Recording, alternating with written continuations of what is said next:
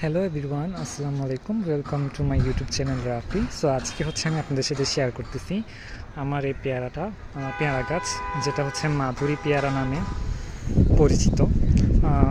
এই পেয়ারা গাছ থেকে আমি দুইবার হারভেস্ট করছি ফ্রুট, মানে একবার একটা একটা করে প্রত্যেকবারে একবার একটা করে ফ্রুটস হয়। এবারও ফ্রুটস আসছে। এবার একদম পেকে গেছে।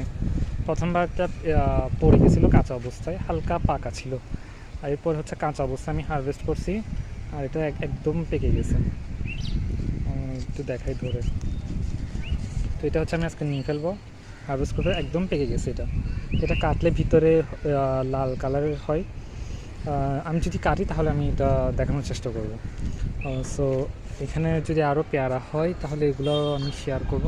একটা হারভেস্ট করার পরে আসলে বাকি ডালপালাতে পেয়ারার ফুল আসে।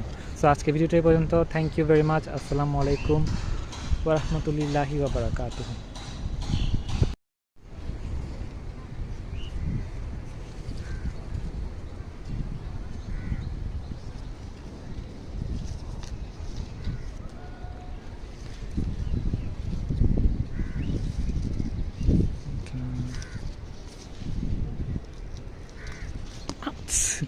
পড়ে গেছে।